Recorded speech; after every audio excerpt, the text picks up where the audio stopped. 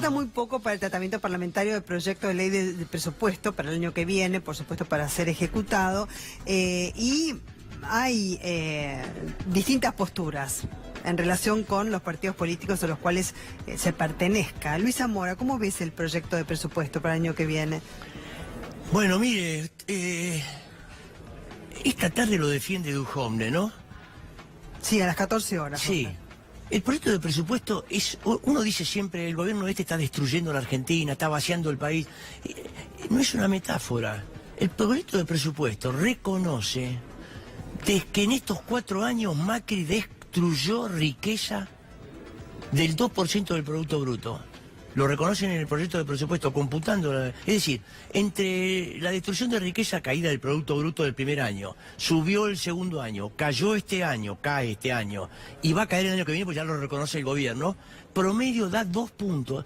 Es decir, destruyó riqueza construido por el pueblo. Eso es destruir el país, es vaciar el país. ¿Pues eso qué significa? Menos plata para educación, menos plata para hospitales, para infraestructura escolar. Dos integrantes del cuerpo de la escuela de Moreno vuelan por los aires, pierden la vida defendiendo la comida para los pibes, defendiendo la educación pública. Eso significa que el gobierno diga, reconozca que desde que subió, fueron 4 años que perdió la Argentina. ¿Qué perdió con él? Bueno, es un reconocimiento público. Después podemos discutir todo cómo estaba el país en el 2015, cómo venía, etcétera, declinando. Nosotros fuimos opositores al gobierno anterior. Sí, es verdad. Profundizó todos los problemas de este gobierno. Ajá. Pero es una confesión. Es decir, un trabajador construye riqueza y el gobierno la destruye. Esto es lo que es el presupuesto del 2019. Tiene algunos elementos, pero muy contundentes respecto de que... ¿Qué significa destruir riqueza? Significa que aumenta la pobreza, significa que aumenta el desempleo para la economía, baja el salario, baja la jubilación. Significa que ayer en el Hospital Posadas tuvimos una ronda acompañando contra los despidos de profesionales. Está muy complicado el Hospital Posadas. Sí, bueno, un hospital público, es el único hospital público de la provincia de Buenos Aires que depende de Nación. Mire, lo que significa, porque esto es el presupuesto es un reflejo de lo que ocurre después en la vida cotidiana, ¿no? Despidieron a todo el equipo de cirugía cardiovascular infantil. El director, acusando... Siguen 2 médicos. Sí, acusando de profesionales, es decir, despidieron a algunos profesionales.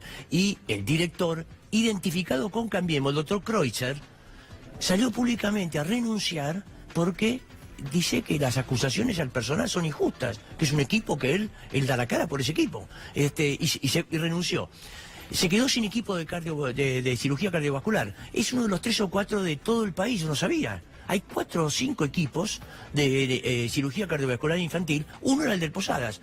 Bueno, mire lo que hizo una profesional, la doctora Paola Planisi, una joven neonatóloga, recuperadora, la despidieron. Había una guardia, ella hacía la guardia 24 horas los días jueves. Se dio cuenta que había 8 bebés internados que no iban a tener atención, porque no es que la reemplazan, no, porque como quieren ajustar, la despiden y no reemplazan.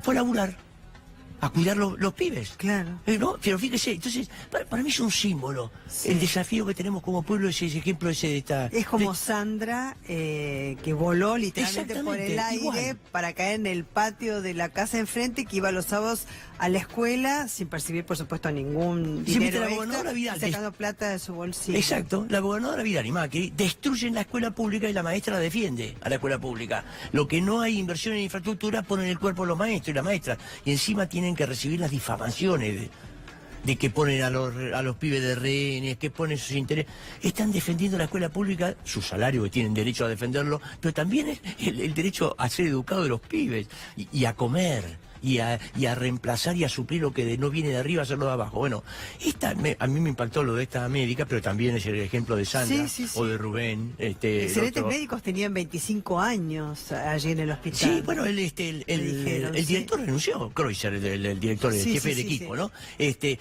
Diciendo que es de Cambiemos, lo dice públicamente en los twitters. Bueno, es decir, el pueblo tiene el desafío de lo que están vaciando de arriba, defenderlo de abajo.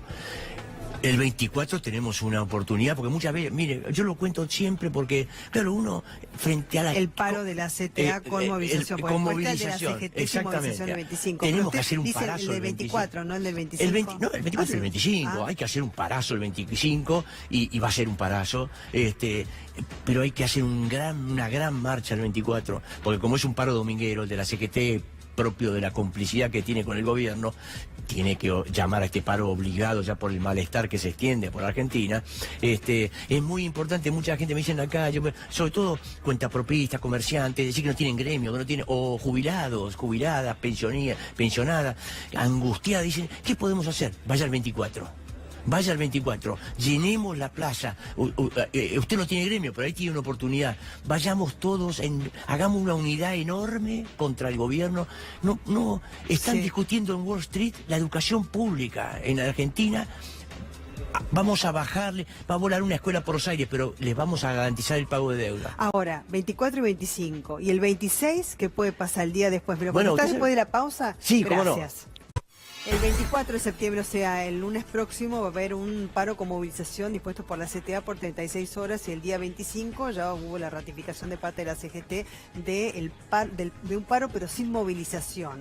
Le preguntaba a Luisa Mora antes de ir a la pausa, bueno, ¿qué pasa con el día después, el 26? ¿Qué pasa después de los paros? Yo venía en el 48 hablando con el colectivero y con algún pasajero, y me decía, paramos, pero después ¿cómo seguimos? Porque ahí todos no lo vemos más. Claro, está ese drama del cáncer de la dirigencia sindical de la mayoría de la CGT, que ya se sabe que el martes después lo van a ver con Macri negociando, transando, bueno, pero él mismo me decía, claro, pero más voy a perder si no lucho, porque estoy perdiendo 20 puntos de mi salario. Entonces me descuentan el día por el día del paro, pero estoy apostando. Bueno, le digo, el miércoles júntense entre ustedes para ver cómo siguen. Hay que hacer desde abajo lo que no se hace desde arriba. Entonces, lo están haciendo. Lo de Moreno fue una pueblada el otro día. Todos los comerciantes que no pueden hacer paro, los contrapropistas, jubilados, el pueblo de Moreno, detrás de los docentes, defendiendo la convocatoria, defendiendo la escuela pública. Las escuelas cerradas por el escape de gas que hubo y las 2 víctimas fatales. Fíjese, ¿no? Están discutiendo en Wall Street cómo le aseguran, y el presupuesto de esta tarde, cómo le aseguran el pago de intereses de deuda a los usureros, y a los docentes de Moreno le dicen la escuela está cerrada porque no podemos invertir en infraestructura. Las clases en las plazas, en los clubes. Sí, exactamente, y todavía la y los comedores, como no tienen comedor escolar, bueno, hacen ollas. Efectivamente, bueno, y cuando hacen ollas, claro, secuestran y torturan a una maestra de Moreno por hacer ollas populares. Corina de Bonis. A Corina de Bonis. ¿Y dónde está el gobierno? ¿Dónde está? Está negociando con Wall Street. Usted me preguntaba por el presupuesto. Ahí está la vida cotidiana de todos nosotros. El presupuesto... Pero digo también, para entrar en el presupuesto, el día después, el 26, ¿qué lectura podría hacer, por ejemplo, el gobierno nacional en relación con esos paros? Si el paro es débil y la marcha es pequeña, el gobierno se anota un triunfo y dice, el pueblo me acompaña. Y si es una movilización importante, un paro importante, indica si que va a ser una expresión, porque va a ser en capital, pero va a ser en todo el país. ¿Y qué significaría? ¿Que convoque, y por nos ejemplo, estimula a los todos, porque el desafío es parar esto. Tenemos que defender este país que lo están destruyendo, como le dije al principio, lo reconoce el presupuesto. Macri está destruyendo la Argentina año a año. Bueno, entonces el pueblo construye riqueza. ¿Y destruir qué significa? Que se fugan. Lo que se construye de riqueza se fuga afuera, o en pago de intereses. Acá están festejando que ayer especuladores y usureros del extranjero compraron letras del Banco Central, del Banco Central por $1.000 millones. ¡Qué grande! Más usura. ¿Qué significa? Que en pocos meses esos se llevan triplicado lo que invirtieron. Porque no es inversión para crecimiento y desarrollo, es inversión especulativa, lo que vimos en estos 4 años. Entonces, sí, este diálogo con un colectivero, o el diálogo con una jubilada, o el diálogo con un trabajador o un docente, es organicémonos desde abajo. Sí, tenemos un gran desafío, la dirigencia es de una complicidad manifiesta. Hemos visto fotos de la CGT celebrando con Macri el fin de año. Bueno, en fin, los hemos visto reunidos con el Fondo Monetario el otro día. Usted critica a la CGT, pero digamos adhiere al paro de la CGT. Sí, porque hay que tomarlo en nuestras manos. Independientemente de lo que usted critica de la CGT. Seguro, porque es una oportunidad de pegarle de responder a los golpes del gobierno. Un parazo, ya sería el segundo parazo de este año, donde la mayoría de la población está de acuerdo en que hay que hacer medidas de fuerza para parar. Lo que tiene dudas es de los dirigentes, de confianza completo, más que dudas, de las traiciones de los dirigentes sindicales, que el día martes el trabajador para y pierde el día, es decir, en el sentido que le descuentan el día a las patronales, y después el dirigente sindical no lo defiende. Al día miércoles está negociando y transando. El dirigente sindical, digamos, no defiende, pero hay muchos que son delegados de base. Exacto, bueno, y ahí es que lo son que... los que a veces cuando tienen algún problema en la fábrica y demás no encuentran una correspondencia, digamos, en el dirigente gremial, que es el que puede tomar Exactamente, cartas en bueno, asunto. entonces Hay frente a eso... mucha izquierda también en, Sí, en los delegados de frente a base. eso, Ha uno se crecido encuentra en el la dilema. ¿Le hago el juego al dirigente gremial o le paro al gobierno? ¿Quién me está metiendo la mano en el bolsillo? El gobierno. Tengo que pararle, tengo que enfrentarlo. ¿Cómo? Si el paro es fuerte, al día siguiente yo voy a estar más fuerte frente a mi patrón para negociar, o el patrón va a estar más fuerte contra nosotros en despidos, en vacaciones. ¿Y qué va a pasar? Por eso yo creo que si el paro es fuerte y la marcha es muy importante, todos los que hemos participado de marchas grandes, sabemos que si las marchas son grandes salimos estimulados para ir a nuestro lugar de trabajo y sentirnos más fuertes para enfrentar el día y esta siguiente. es la misma situación que en otras oportunidades en que había tanto respeto por los convenios colectivos de trabajo. Bueno, que está ahora no. por eso tenemos que ir para reclamar reapertura de paritarias. El salario se ha caído 20 puntos. Todavía hay convenios, muchos, con aumento del 15% este año. Estamos ya cerca de 45, el gobierno reconoce 42, sí, así que imagínese, estamos perdiendo 20 y pico de puntos. Hay convenios que se reabrieron, Camionero, por ejemplo, y firmó 25, y ya estamos a 40 y Camionero ya pico. se adelantó, sí. Sí, pero firmó 25, o sea que se están perdiendo Sí, se 20 está puntos. perdiendo. O sea, hay que reabrir todas las paritarias. Tenemos que ir a reclamar con carteles que digan reapertura de paritarias. Hay que pelear por el cambio de movilidad. Los jubilados están perdiendo 10, 12 puntos este año.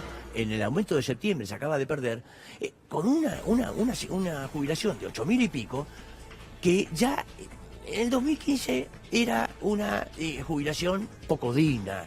Ahora es indigna, es desesperante para un jubilado vivir. ¿Quién puede vivir con 8.000 pesos? No se puede pagar ni el Pagan alquiler. 3.000 pesos en medicamentos aproximadamente. imagínese, Nos mandaban mensajes a las redes sociales. Fíjese que del canal. si usted paga 3.000 pesos de medicamento Sí. y tiene que pagar alquiler y despensas, No, y entonces ¿qué? ¿Paga todo eso el 2? Y las después tiene tarifas. 28 días para vivir ¿con qué? Eso es lo que le pasa a la mayoría de las jubiladas y jubilados. Entonces, por eso cuando decimos paremos, hay que desconocer este acuerdo con el FMI. La deuda externa no es una deuda del pueblo. Lo que es del pueblo es la deuda interna. Desconocer el acuerdo, ¿qué significa? Que ¿Derogar el no acuerdo lo firmó el pueblo. O no pagar la No deuda? es una deuda del pueblo y no es un acuerdo del pueblo. El ajuste que acuerda en estos momentos en Estados Unidos Macri no lo está haciendo en nombre del pueblo, pero esto no es una frase porque yo estoy en desacuerdo o autodeterminación esté en desacuerdo. Sí. Todos recordamos que cuando se firmó el acuerdo con el fondo, todas las encuestas publicadas en Nación, en el diario Clarín, en todas, decían que el 75% del pueblo estaba en contra de que el FMI venga a la Argentina a acordar con el fondo. Es decir, que el Fondo Monetario sabe perfectamente que el pueblo no está a favor. Por lo tanto, no puede entender que cuando firma Macri está firmando en nombre del pueblo. Nosotros tenemos el derecho a desconocerlo, no solo porque perjudica al país, está priorizándose que un usurero de Wall Street cobre sus intereses y una jubilada no. Y que el usurero cobra porque se le baja a la jubilada. Es decir, la plata que se le saca al país y al pueblo es para pagar los intereses. Tenemos derecho a desconocer esa deuda. Es una deuda que nunca contrajo el pueblo y además la hemos pagado varias veces ya. Recordemos que la dictadura dejó 45.000 millones de dólares de deuda externa porque nos puso una bayoneta en la 100, firmó eso. Hoy ya no se sabe, pero alrededor de 400.000 millones. ¿Y cuánto hemos pagado? Unos 500.000 millones de dólares. Es decir, hemos pagado varias veces. Va a llegar a 111% el PBI, la deuda pues sí, externa. Con los aumentos de este deuda. año. Sí. Claro, porque entre otras cosas, lo que el presupuesto de esta tarde pretende que se apruebe, hay un artículo que dice que autoriza a Macri a reestructurar la deuda, con lo cual seguramente eso va a significar mayores intereses, mayores montos.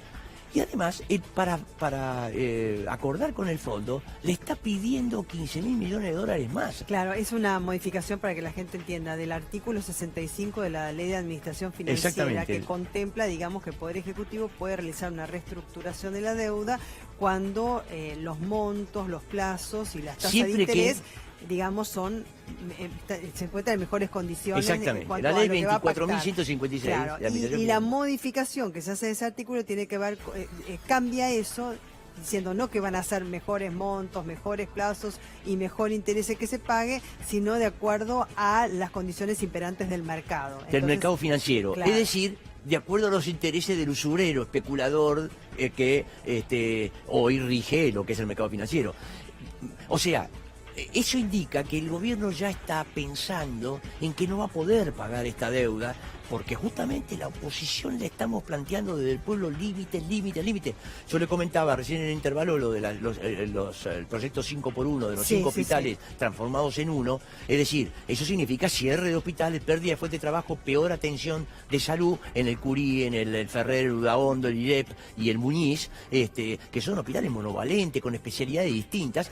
Quieren hacer todo en un polivalente faraónico, un proyecto de Larreta, que ante la oposición de los 5, de los trabajadores y de los pacientes, por ahí que estuvimos acompañando esos abrazos en defensa de esos hospitales, estaban los pacientes que en silla de ruedas, en el IREPA y en el Bajo Belgrano, intentan hacer un ajuste, intentan hacer un negociado inmobiliario. Se imagina lo que vale, imagínense el Curí en Parque Centenario, lo que vale eso, claro, venderlo. Bueno, y tiene empezado a venderlo, lo dice el decreto, y lo saca por decreto, como un monarca. Bueno, Larreta es como un pichón de monarca, quiere reemplazar a Macri, ¿no? Él quiere estar peleando con Vidal a ver quién reemplaza a Macri en el futuro. Entonces, el tipo está, ¿qué hace el tipo? Pinta la ciudad, abajo, el Durán el otro día era un ejemplo, el Durán, todo pintadito de afuera, pero adentro se cayó un ascensor y casi que mueren los médicos que iban y un camillero, creo, que iban en el ascensor. Bueno, esa es Larreta, ese es el país. Como la población se opone, entonces lo sacan imperativamente,